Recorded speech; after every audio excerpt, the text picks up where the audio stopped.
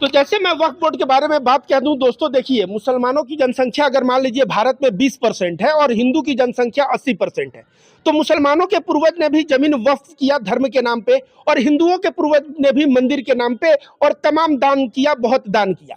लेकिन मंदिर जो है अलग अलग मठों में बटे हुए हैं, अलग अलग छोटे छोटे मंदिरों में बटे हुए हैं। उनकी सारी प्रॉपर्टी को कोई एक संगठन देके उसका नाम नहीं दिया गया है। लेकिन आज भी धार्मिक प्रॉपर्टी को देखा जाए तो हिंदुओं की ही प्रॉपर्टी 80% निकलेगी। मुसलमानों का जो वक्फ बोर्ड है, कहा जा रहा है रेलवे के बाद सबसे बड़ा संपत्ति है। ये संपत्ति कैसे है? क्योंकि सभी लोग अल्लाह के नाम पे वक्फ किए। तो एक जगह है, हमारे यहाँ जो है सैकड़ों मठ है, सैकड़ों मंदिर है, हजारों लाखों जगह में बटा हुआ है। अब जो है इनके मस्जिद और इनके धर्म के कार्य के लिए इनके पूर्वज जो अपने पसीने की कमाई से जो संपत्ति बनाए उसको दिए, अगर उसको मैं हिस्सा मांगू तो वैसा ही हो जाएगा कि मैं आज कहूं कि अंधभक्त जो है कुछ करते नहीं है, बैठे रहते हैं और अपने बाप दादा की कमाई पे जो जमीन है उसे बेच बेच के खा रहे हैं। तो जो कुछ करते नहीं है वो क्यों बेच के खाएंगे? उनके भी प्रॉपर्टी में सबका हिस्सा होगा, क्योंकि ये कर्म नहीं कर रहा है और इसके पूर्वज जो कर्म किया तो उसमें उसका कैसे हो गया? तो इसमें सबका होगा। और कहा जाए कि नहीं उसको तुम बेच नहीं पाओगे, इसको सरकार के कानून के अंडर में लाया जाएगा, तो यह कैसा होगा? यह भी एक तरह से बेईमानी हो जाएगा, चाहे अंधभक्तों के साथ हो। और वही चीज जो है वक्फ बोर्ड में मुसलमानों के साथ हो रहा है, जो सरासर गलत है। वक्फ बोर्ड के लिए दिल खोल के विरोध करूंगा, जोरदार विरोध मैं करूंगा, और मुसलमान भाई लोग भी कर रहे हैं। कभी दिल्ली में विरोध हो रहा है, कभी पटना में विरोध हो रहा है। वक्फ बोर्ड पे किसी भी तरह का अमेंडमेंट बिल लाना एक तरह से देखा जाए तो भारत के मुसलमानों को धोखा देना है। वक्फ बोर्ड का मामला जो आजकल है कि इसको जो है सरकार के अंडर में लाना है, जबकि की बाप दादा की संपत्ति है जो वक्फ किया गया, दान किया गया, इसलिए कि हमारे धर्म के लिए, हमारे जो समाज कल्याण के लिए, उसको जो है ये लोग सरकार के अंडर में लाना चाहते हैं। उसके ऊपर आप क्या कहेंगे? देखिए, सबसे पहले तो आप वक्फ को समझिए कि वक्फ ये है क्या चीज़।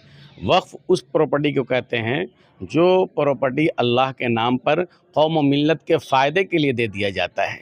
ये अपना ज़ाती प्रॉपर्टी होती है जो ज़ाती किसी अल्लाह के नाम पर दे दिया जाता है, और मकसद ये होता है कि इससे हमारे कौम को फ़ायदा पहुँचे। आप देखिए, हिंदुस्तान के अंदर हमारे पूर्वजों ने बहुत सारे ज़मीनों को वक्फ किया है, जिससे क्या कहते हैं कौम और मिल्लत का फ़ायदा पहुँचता है। अब आप बताइए कि हमारी प्रॉपर्टी है, हमने अल्लाह के लिए उसको दे दिया, अपने कौम और मिल्लत के फलाह बहबूद के लिए उसको दे दिया। अब आप उसको ज़बरदस्ती कहते हैं कि नहीं उसमें हमारा हक़ है, उसको हम लेंगे या हम अपने तरीके से चलाएँगे। ये तो समझने वाली बात है भी नहीं और न ये मानने वाली बात है। आप खुद समझिए कि आपकी ज़मीन है, आपका सब कुछ है, हम कौन होते हैं उसमें जा कर के दावा बोलने वाले? तो ये हमारा अल्लाह के लिए वक्फ किया हुआ ज़मीन है और ये अल्लाह के लिए ही है, इससे कोई दूसरा फ़ायदा नहीं उठा सकता है। कौम और मिल्लत की भलाई के लिए है और इसी के लिए ज़मीनें वक्फ की जाती हैं। जो लोग वक्फ के बारे में ये कहते हैं कि वक्फ के अंदर क्या कहते हैं अमेंडमेंट होना चाहिए और इसके अंदर हमारे लोग भी इसके अंदर होनी चाहिए, मैं बताता चलूँ आपको कि ये मज़हब इस्लाम है, चाहे गैर मुस्लिम है या सिख हो या ईसाई हो, कोई भी हो, सबका अपना अपना एक धर्म होता है, अपना अपना एक कल्चर होता है। हमारी मस्जिद के अंदर हमारे लोग कमेटी में आते हैं, मज़ार के अंदर हमारे लोग रहते हैं, वक्फ के अंदर हमारे लोग रहते हैं, इसी तरीके से मंदिरों के अंदर भी आपके लोग रहते हैं, चर्च के अंदर भी उनके लोग रहते हैं। अब अगर हमारे लोग अगर मंदिर में चले जाएं और उनके लोग अगर चर्च में चले जाए तो ये तो खलत मलत हो जाएगा और इस तरीके से हिंदुस्तान का निज़ाम दरहम बरहम हो जाएगा।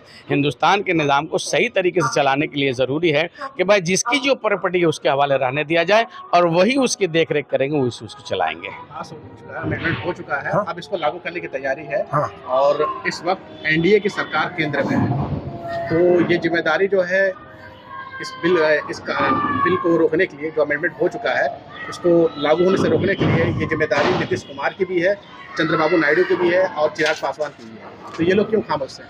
देखिए, चिराग पासवान ऐसे बाप के बेटे हैं कि जिनके पिताजी जो है बिहार में जो है ना राष्ट्रपति शासन लगा दिए, बोले मेरे पास 33 एमएलए है और तभी मुख्यमंत्री बनेगा जब आरजेडी किसी मुसलमान को मुख्यमंत्री बनाए। वे मुसलमानों और भाईचारा के लिए जीते थे और मरते थे, माननीय रामविलास पासवान जी। नीतीश कुमार जी भी जो है हिंदू मुस्लिम एकता को बात लेके चलते हैं, प्रूफ है उसका। अभी जमुई में खुशबू पांडे नाम की लड़की मस्जिद के पास दंगा फसाद फैलाने का कोशिश की, हनुमान चालीसा पढ़ रही थी, उसको गिरफ्तार किया गया है और अभी तक बेल नहीं हुआ है। इसी तरह से आप देखेंगे तो सभी सेकुलर नेता का एक स्टैंड था, लेकिन वक्फ बोर्ड पे जिस तरह से चिराग पासवान अपने आप को कहते हैं मैं मोदी जी का हनुमान हूं और वह चुप है, नीतीश कुमार चुप बैठे हैं, और अगर यह हो गया तो समझिए इन फ्यूचर नीतीश कुमार को बहुत बड़ा खामियाजा भुगतना पड़ेगा। मुसलमानों का एक बड़ा वोट जो है नीतीश कुमार के हाथों से निकल जाएगा, चिराग पासवान के हाथों से निकल जाएगा। और ये चंद्रबाबू नायडू की बात करते हैं, इनका मैनिफेस्टो देखे हैं लास्ट चुनाव में, मुसलमानों को ये देंगे वो देंगे ये देंगे, ये सब जो है करके आ गए सत्ता में। अब जितना परसेंट वो मुसलमानों का वोट पाए हैं, अगर वह मुसलमान उनको वोट न दे तो अगले बार जो है ना फिर विपक्ष में जाएंगे और फिर जेल में जाएंगे और रोते बिलखते दिखे जाएंगे, जैसे पीछे बार देखे गए हैं। तो चंद्रबाबू नायडू और नीतीश कुमार और चिराग पासवान को यह बहुत ही अच्छा समय है कि इस वक्त भारत के संविधान के साथ खड़े हो, हिंदू मुसलमान दोनों के साथ खड़े हो और किसी के साथ जास्ती न होने दे। वक्फ बोर्ड अमेंडमेंट बिल अगर लागू होता है तो कहीं ना कहीं देश के मुसलमानों के साथ, उनके पूर्वजों के साथ धोखा होगा।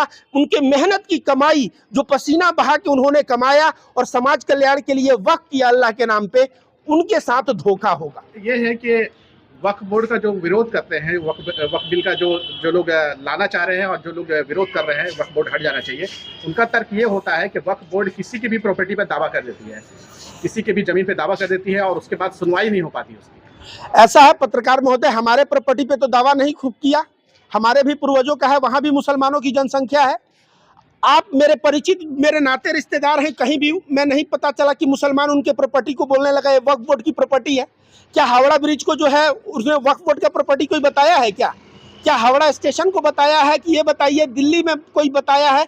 कहीं कुछ नहीं है, बस यह एक अफवाह मात्र है। हाँ, जो वक्फ बोर्ड की संपत्ति वक्फ के नाम होगा, अगर उसको कोई हड़प के बैठा है तो उस पर वक्फ बोर्ड दावा कर सकता है, ठीक उसी प्रकार जिस प्रकार मेरे दादा की प्रॉपर्टी अगर कोई हड़प ले लाठी के बल पे तो मैं दावा कर सकता हूं, क्योंकि मेरे पास कागजात है। तो कागज अगर रहेगा तो जैसे मुकेश अंबानी का देख लीजिए, मुकेश अंबानी का कहा जाता है वक्फ के प्रॉपर्टी पे बना है। अगर जमीन का कागज वक्फ बोर्ड के पास है तो मुकेश अंबानी पैसे के बल पे, राजनीति के बल पे कितने दिन संविधान से भागेंगे? अगर वह कागज में है प्रॉपर्टी वक्फ बोर्ड का तो मुकेश अंबानी का जो अंटिलिया है एक दिन वहां से हटेगा और या तो वक्फ बोर्ड से उनको समझौता करके एक रेंट देना पड़ेगा, जो है सो है। ऐसा नहीं है कि आंख बंद करके आपके घर को वक्फ बोर्ड बोलने लगा पत्रकार महोदय कि ये मेरा घर है। ऐसा न मैंने देखा है, मेरे बहुत लंबे दोस्त साथियों की फेयर लिस्ट है, उसमें भी मैंने नहीं देखा। मेरे नाते रिश्तेदार हैं, उसमें भी मैंने नहीं देखा। लेकिन अफवाह मैंने बहुत सुना है। यह अफवाह ठीक उसी प्रकार है जैसे कहते हैं कि मुसलमान 4-4 बीबियां रखते हैं। मैं दावा ठोक के कहता हूं कि मुझे एक मुसलमान अपने जीवन में नहीं मिला जो 2 शादी किया हो। देख लीजिए, एक मुसलमान मुझे ऐसा न मिला जो 2 शादी किया है। लेकिन 4 शादी करने की इजाजत है, उनकी अगर फ्रीडम है तो वो कर सकते हैं। लेकिन आजकल एक बीबी को तो लोग पाल नहीं सकते, 3-3, 4-4 शादी कैसे करेंगे? लेकिन समाज में एक अफवाह फैला दिया जाता है कि 4 बीबी 40 बच्चे, जनसंख्या बढ़ा रहे हैं। ये वसीम रिजवी नाम का एक बंदा जो था, वो जाके यति नरसिंहानंद के साथ जब हिंदू बनता है तो बोलता है कि ये जनसंख्या नहीं बढ़ा रहे हैं, फौज बढ़ा रहे हैं। तो इन लोगों का कोई काम नहीं है, बस नफरत फैलाना कार्य है। कुछ जो है यही दलाली के लिए, नफरत के लिए कुछ टुकड़े मिल जाए, उसी टुकड़े पे जीना है। केवल मुसलमानों के लिए कोई भी ना कोई बहाना बना के बदनाम करना इनका दिन रात का यही कार्य है। तो दोस्तों, मैं जो भी हिंदू भाई मुझे देख रहे हैं, मैं कहूंगा बहकावे में न जाएं। आप अपने मोहल्ले में देखें कि कितने संपत्ति पे वक्फ बोर्ड ने दावा किया है। आप अपने नाते रिश्तेदार, दोस्त साथी का देखें, अपने मोहल्ले में देखें, अपने मार्केट में देखें, अपने जिले में देखें, आप ऐसा एक भी केस नहीं पाएंगे, मैं गारंटी देता हूं।